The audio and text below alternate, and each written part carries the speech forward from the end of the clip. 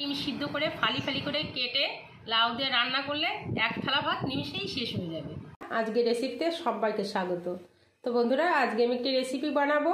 দেখুন, এখানে আমি ডিম সিদ্ধ করে ফালি ফালি করে কেটে রেখেছি। আমি লাউ দিয়ে রান্না করব। তো চলুন বন্ধুরা, শুরু করা যাক। দিয়ে দেবো সরষের তেল,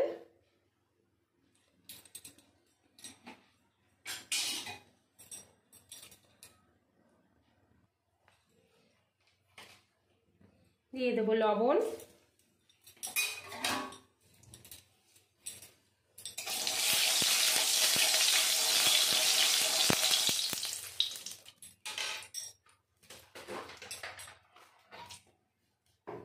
একটুখানি হলুদ গুঁড়ো,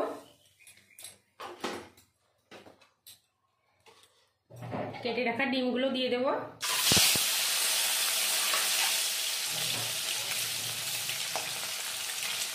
ডিমগুলো হালকা ভেজে নেব।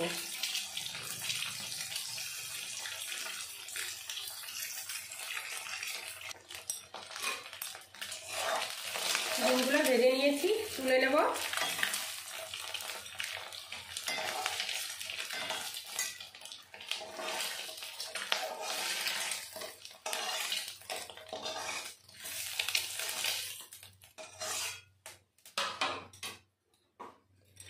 ওই তেলে আমি আরেকটু সর্ষের তেল দিয়ে দেব।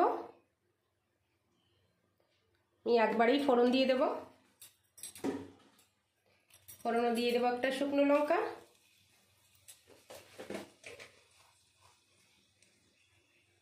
গোটা জিরে,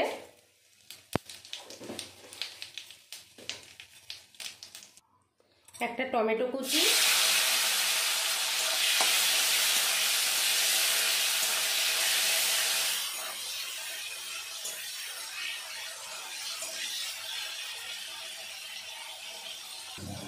ফালি ফালি করে কেটে রাখা একটা পেঁয়াজ,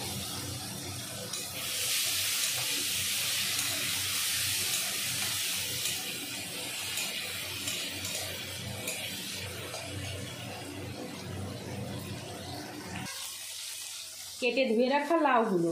দেখুন বন্ধুরা, একদম টাটকা লাউ, আমাদের গাছের লাউ। লাউ কাটাটা আপনাদের দেখাতে পারিনি। দিয়ে দিলাম। এই গরমে লাউ তরকারি খাওয়া খুবই উপকারী।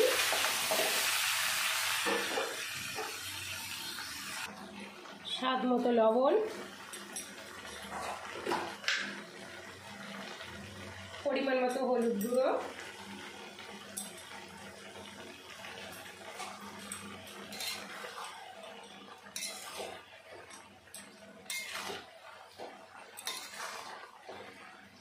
বন্ধুরা এই গরমে লাউ ডাল খেতেও খুব ভালো লাগে। এবার দিয়ে দেবো সামান্য একটু জল। দেখুন বন্ধুরা, লাউতে কতটা জল গলেছে।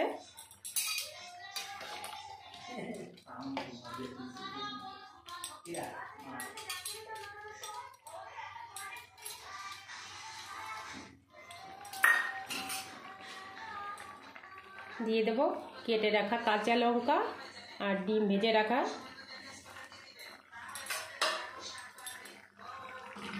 দিয়ে দেবো সামান্য পরিমাণে একটু চিনি।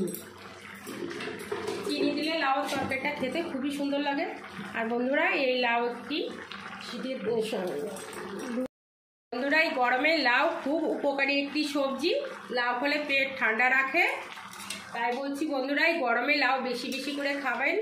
আর সবাই গরমে ভালো থাকবেন, সুস্থ থাকবেন। আমি এখন জিরের গুঁড়ো দিয়ে নামিয়ে নেব।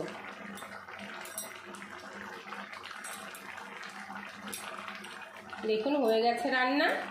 একদম সিম্পল একটি রেসিপি, একদমই সিম্পল।